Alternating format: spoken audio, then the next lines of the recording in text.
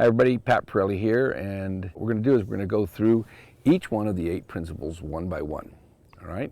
So there are 8 principles, and I'll just tell you all of them up front, and then I'll tell you what we'll do with number 1. Horsemanship is a natural phenomenon. Number 2 is make no assumptions or teach any assumptions. Number 3 is that communication is 2 or more individuals sharing and understanding an idea. Number 4, there's got to be mutual responsibilities in a partnership. Number 5 is that we've got to, in our leadership role in that partnership, we have to use the attitude of justice. Number 6 is body language is universal language. 7 is that horses teach riders, riders teach horses. And number 8, principles, purpose, and time are the tools of teaching. So I'm going to go through each one of them one by one, and I'm going to give you my thoughts on it, on each one. So let's start off with principle number 1. Horsemanship is a natural phenomenon. So, you know, it's an interesting thing that horses are the ultimate prey animal. I mean, and we're the ultimate predator, so why in the world would a horse allow the ultimate predator to touch them, let alone do all the wonderful things, have relationships, run, ride them, race them, jump them, dressage, cutting, all the wonderful things that we can do with horses and that horses will do with us? Well, I think it's because it's a natural phenomenon, okay? And it's, like I say, horses are nature in its finest form, and I think that the interesting thing is that it's the only animal in the world I know of that a human can ride and have a chance at still looking sexy. We can ride a lot of other animals, but, you know, be able to look pretty good going up here.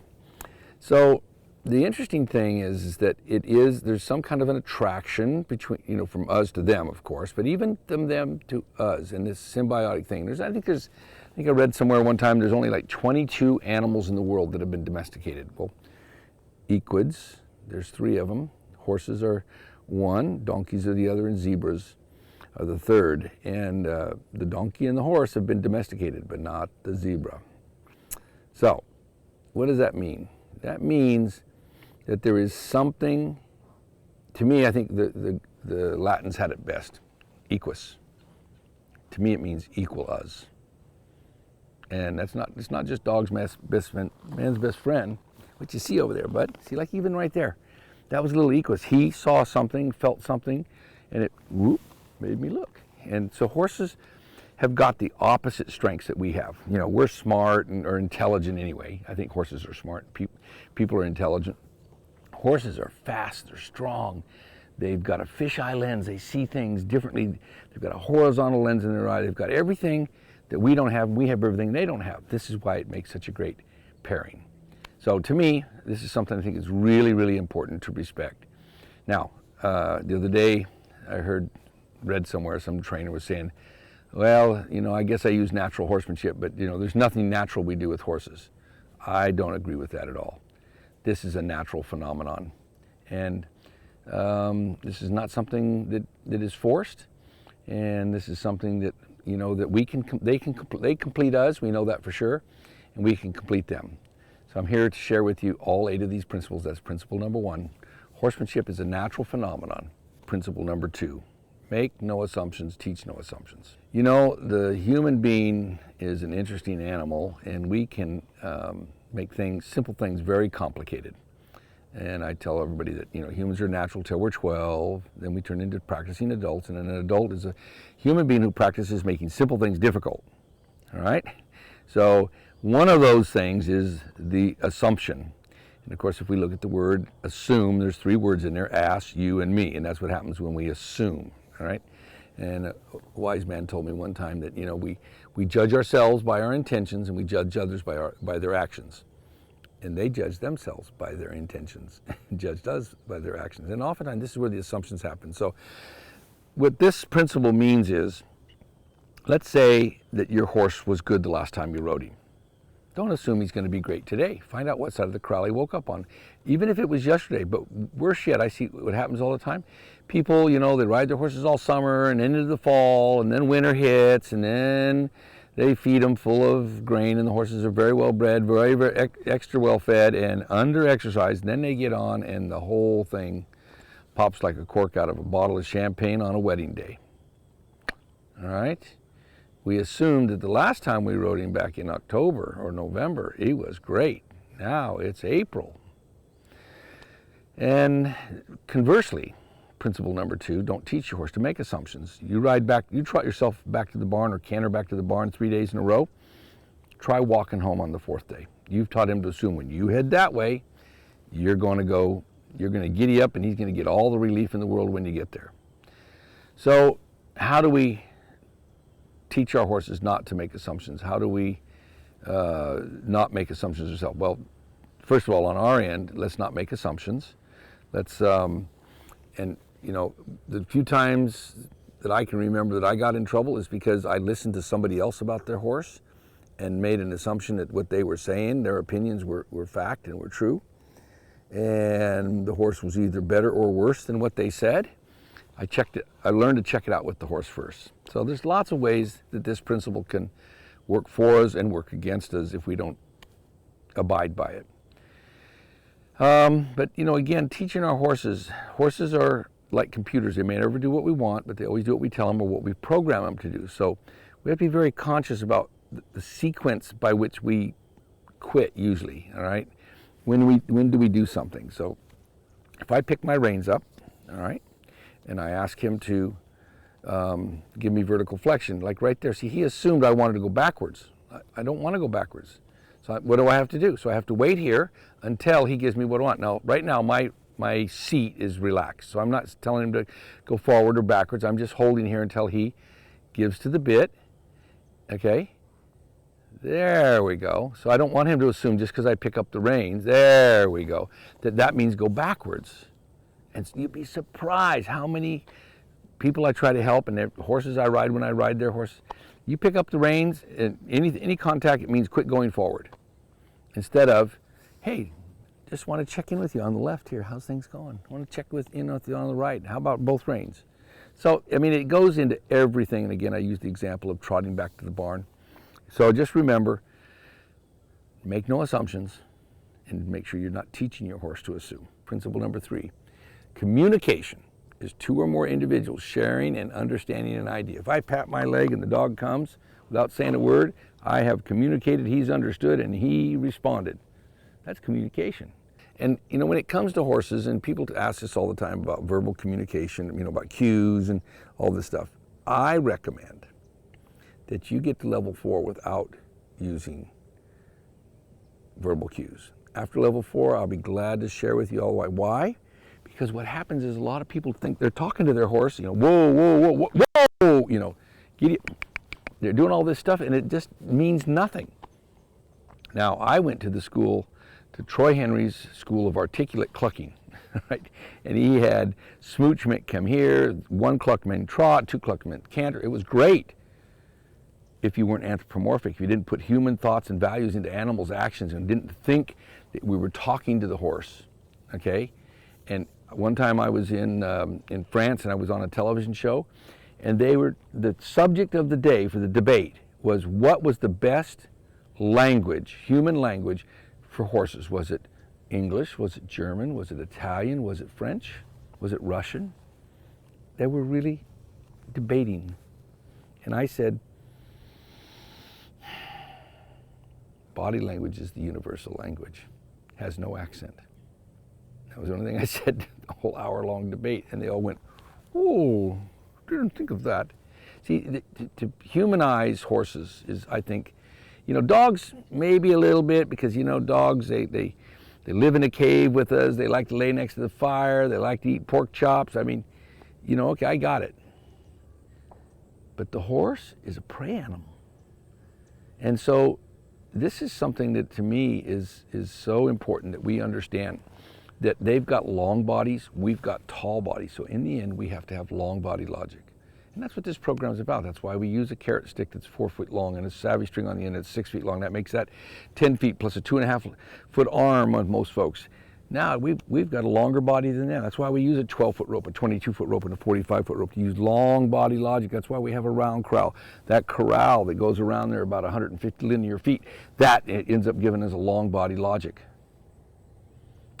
So we have to really understand how not to talk to horses, but how to communicate. And not just one way, it's both ways. We have to be able to really understand what horses are how they feel, how they think, how they act, and how they play. So communication is two or more individuals sharing and understanding an idea. Principle number 4, mutual responsibilities in a partnership. Okay, that doesn't mean the same responsibilities. That means we both have mutual ones that are going to be complementary, synergistic. All right, so let's think about this. First of all, in order to be a partner, we can't act like a predator in any way, shape, or form. In order for them to be our horse to be a partner, they can't act like a prey animal in any way, shape, or form. Horses are not only prey animals, they're herd animals. So they know how to be partners in a herd, all right? And so what that means is, if we think about it, and if we study something called equine ethology, which is the study of the social behavior of horses, we're going to find that horses synchronize mentally, emotionally, physically with other horses, even the spirit of the herd, all right? So what does that mean? That means that it's natural for horses to synchronize. And in fact, they enjoy synchronizing with the leader. And that's why you'll see two horses standing around, all of a sudden one goes, whoosh, takes off, the other one runs with it, and then they run, they stop, kick, buck plate, turn back, go back the other way. They do it again 2 or 3 times, then they go, okay, that was fun.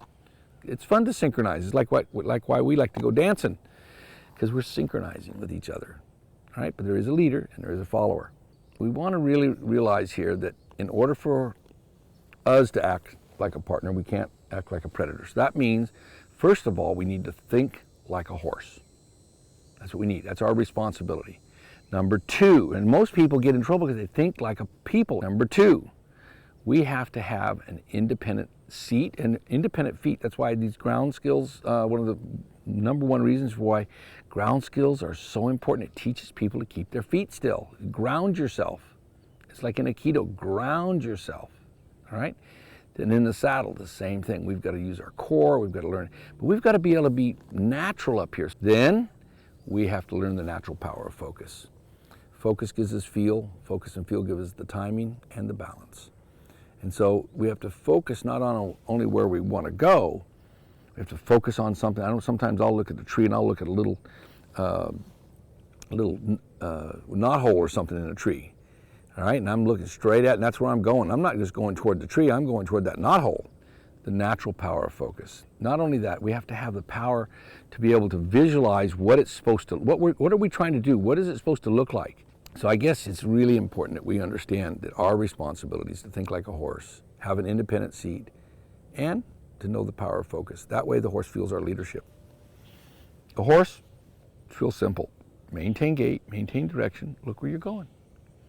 And so many people are keeping their horse kicking along or holding them back, so they take the responsibility away from the horse. And then so many people, they're steering the horse, micromanaging the horse, and the follow the rail technique that we share with you in our program is one of the best ways to start. It's like when you go trail riding, the horse can follow a trail. If you're on a trail, you just let go of the reins. He'll follow it. Why are you going to go over there? He's going to follow it. It's natural for them to do it. So it's natural for a trail or a rail. But after a while, you'll find your horse will quit trying to take you back to the barn if you adhere to this. But when we get to the next principle, I'm going to teach you how to share with you how to hold them accountable. All right? But we have to understand it's got to be their responsibility. And the last one is, look where you're going. I see so many people on a trail ride, and they go along and they see a hole and they go to the horse, and they lift up and they go, watch out! And the horse goes, for what? So we've got to understand this. Principle number 4, mutual responsibilities. Principle number 5 is that the attitude of justice is effective. Right now we talked about principle number 4, the 4 responsibilities, and it's let's call it a 49-51 deal. We have to assume a leadership role, all right? In case you don't know, in a partnership there is no president, all right? There's just the one that has the most shares. And so let's just, for the time being, say we're the majority partner here, all right? 51-49. Let's make it close, but there's got to be a leader. And horses are natural followers anyway. So leadership, that's an interesting thing. And I think to be honest with you, I'm going to say that, I've always said these words, love, language, and leadership. I'm going to say most of the people who ride in my clinics or coming for any kind of help, it's lack of leadership. They're not clear. They're not, when the horse kind of does something they don't want, they kind of let it happen. So leadership, John Hooton has a basketball coach, and he has a lot of great sayings, you know, kind of like some of my Parelliisms, but on leadership he has one. He said, one of the great attributes of a leader is holding people, others accountable without making them scared or resentful. Actually, he says just resentful, but I threw in the scared for horses. So it's like, how do we hold a horse responsible for their responsibilities, maintaining gait, direction, looking where they're going? Got to do it in a way that doesn't scare them, and in another way that doesn't make them resentful. And I see a lot of people, you know, this love language leadership, heck with that, it's just leadership, leadership, leadership. I'm going to show the horse who's boss. I'm going to make him do what I want. Well, the attitude of justice is effective. And I mean, it's just, you know, if the horse, like I've said for years, lift to stop a drift, okay? But if he's taken off, bend him, you know, do something about it. That's, you see what I mean? If he's just kind of moving a little bit and just drifting, but if I'm all of a sudden he's getting, you know, some steam up and scared and emotional or something, you bend him and get off, whatever. But be effective to be understood. Be understood to be effective. So this is really quite an interesting principle, really, and you know, we can think of it in a lot of ways. So we have to understand how this means, and punishment doesn't work for prey animals. I promise you, punishment does not work for prey animals. What we have to do is use boundaries. These reins are just boundaries, all right? These legs are just boundaries. Even carrot stick is a boundary, just like the fence on your arena is a boundary, and we have to teach horses how to stay within the boundaries. So the idea is that what we really want to do is make sure that we don't get mad, stay even-tempered. This is all about mental, emotional, as well as physical and even a spirit fitness, all right? We have to have a way to be able to make decisions with our horses that are objective and not emotional. Yes, horses can be very frustrating. Why? They know savvy us, we know savvy them, until we graduate the Parelli program. There's one of my favorite sayings I came up with a long time ago. There's lots of horses that want divorces. That's why their owners need to graduate my courses. My good friend Revelation, pretty nice horse for a stallion. He's doing pretty good here. And he's a cutting horse, bred horse. He's by Smooth as a Cat, and out of a daughter, Lizzie's got a player who won $160,000, stylish Lizzie, and he's, you know, pedigree doesn't give you a guarantee, but it gives you a chance. All right, so anyway, that's who he is. I like him a lot. And you know, you can tell by his body language, he's pretty upset right now, right? He looks at this, yeah, I bet. See, body language is the universal language. This is our principle number 6. And you know, I've got it, you've got it, dogs have got it, horses have got it. I bet even E.T. had it. Wanna go home? Remember that?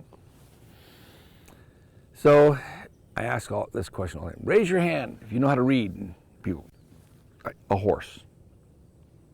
See, horses are very non-verbal animals. Dogs, very verbal. Horses, generally speaking, are pretty darn quiet animals. So lots of body language, but boy, does their body language. You watch herd interaction, and their body language is very, very, very apparent, all right? So this is something I think is really important, and I see a lot of people that, you know, I try to help that have been in the program for a while, and they get kind of rote with the 7 games, and just, you know, everything just looks the same. You know, what horses key into is body language. So let me give you an example. You walk out in the pasture one day and you want to go catch old Yellow Mino, and the bay horse trying to steal your grain, and the yellow horse is running around everywhere like that, right? Because you walked out there with some kind of body language, says, I want to catch that yellow horse. Next day, you walk out there with, well, I'm going to catch old bay boy, and the yellow Mino's over there stealing your grain. Third day, you walk out there with a hammer and nails to fix the fence, and your horses and the neighbor horses are all over you like a cheap suit. Our body language is so important. And I like to watch these nature shows on TV, and David Attenborough, he's there talking with his English accent about the lions there, and there's the zebras and blah, blah, blah. And these zebras the lions are right there, and the zebra's right here eating. Within 30, 40 yards of you'd think, what are you doing? Well, they call them lions because that's what they do most of the time. They just lie around, all right? So the lions are lying there, Then all of a sudden the big king says, hey, girls, daddy's hungry. The girls get up, stretch, and then they start stalking, stealthing up on their unsuspecting prey animal. Looks just like a mom with her grain in this hand and her halter behind her back, sneaking up on her horse to put the halter on it. See what I mean? So this is a very, very important thing that we understand, is that body language is a universal language. And it is so important with their horses. Principle number 7. Horses teach riders and riders teach horses. Oh my gosh, have I ever learned this lesson? And I'm still learning it. I promise you, I'll give you a couple examples. So when I first went to study with Mr. Troy Henry, this is back in the mid-70s, I wanted to ride, I was starting colts. I could start colts because I was a bronc rider and I could, get on anything that, I could ride anything that wears hair. I kind of understood the basics, I thought. But then, I wanted to have horses that could ride and slide and spin and win and turn and burn. And I wanted to know how to do lead changes and slide stops and spins and all this stuff. And he said, how are you going to teach that young horse if you don't know how to do it? Well, no, he said, you won't. So he put me on horses that knew how to ride and slide and spin and win and turn and burn. They could do lead changes, lift up, move the shoulders, change lead, lift up, move the shoulders, change, move your lead. And I went, oh, that's what I'm supposed to do. Pick your reins up, look around and spin, slide stop. Okay, work a cow, whatever it was. Until I got on a horse that could do that, I had no clue. Today, to this day, I still will go ride some of my friends' horses, like cutting horses and stuff like that, to feel what it is that those special horses do. I even, Caton and I bought a stallion one time from Craig Johnson named Sailing Smart. He was at one time had the most medals of any reining horse in North America. He'd been to the World Championships 3 different times. They've won every major reining competition on him. I bought him so that not only I, but Caton could feel what a world-class reining horse felt like. And we went and, showed him. I showed him several times. Caton showed him even more than I did. And it's like, oh, that's what we're trying to get the horses to do. Now, I'm talking about a world-class horse. And there's a lot of difference between a world-class horse. It's not just the maneuvers, but I wanted to feel what that world-class horse that had won everything felt like. So now I can transfer it to these horses. And then conversely, horses teach riders. Last week, a lady came over here. She had an 8-year-old son who had never touched a horse.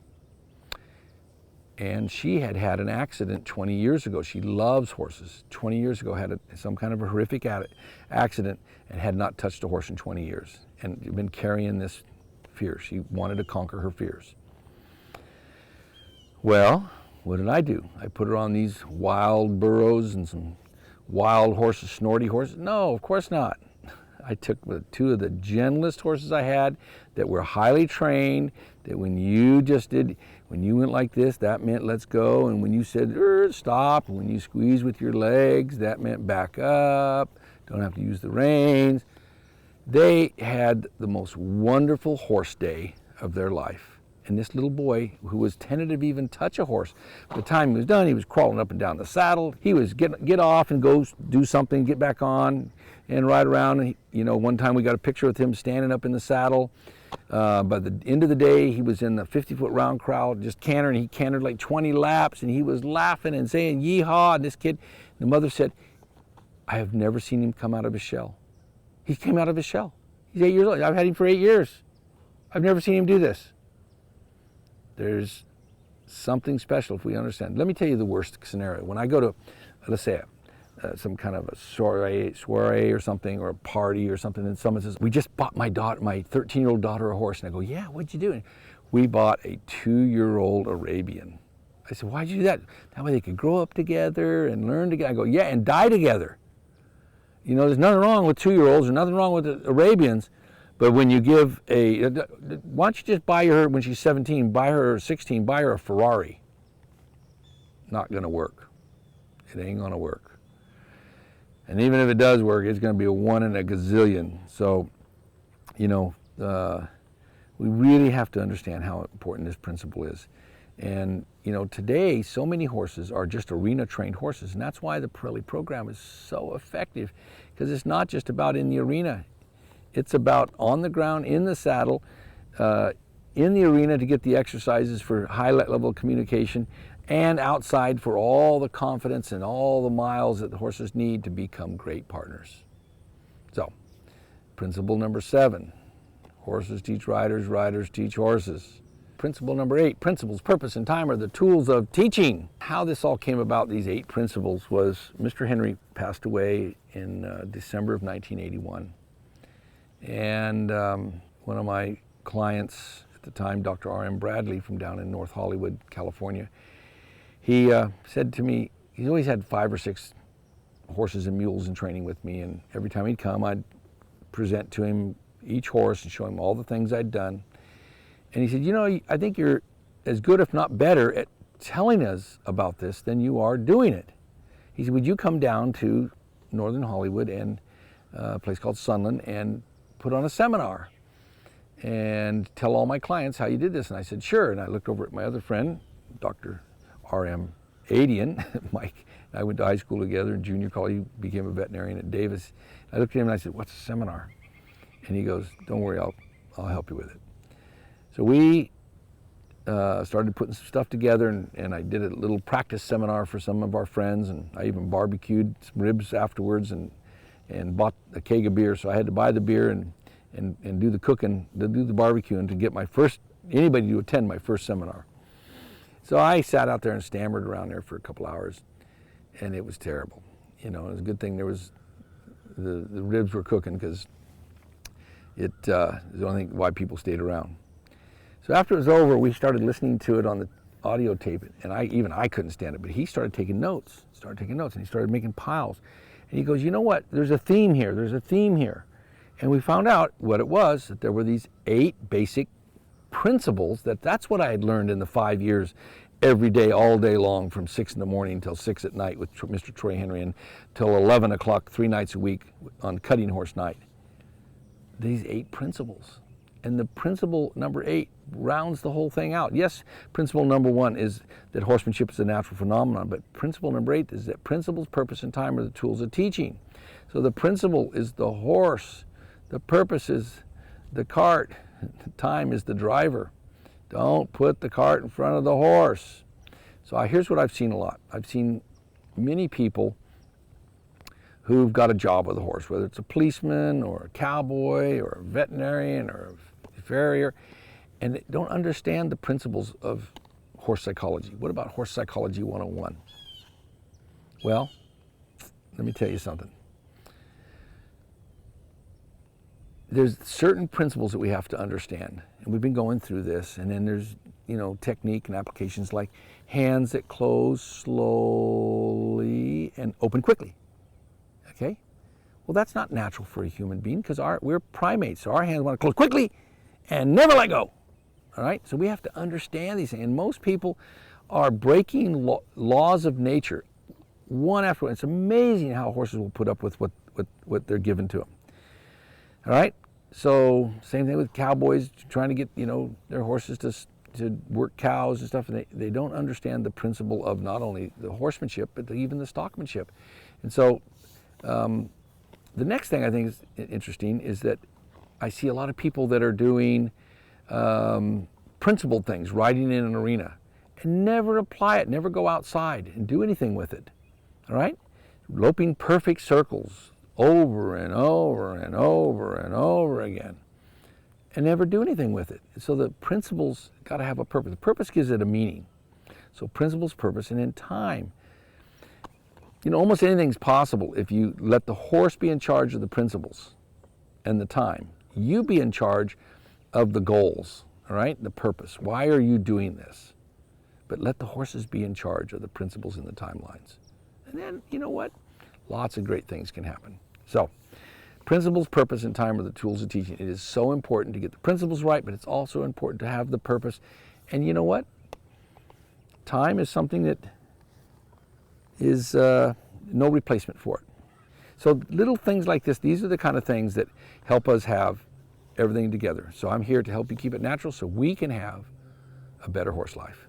Hi, horse lovers. My mission is to make the world a better place for horses and the humans that love them. And the way to do it is I created a step-by-step and level-by-level program. And you can get more than just insight. You can learn to be empowered to become the horseman that your horse needs you to be. And you can get directly there by clicking the link in the description below.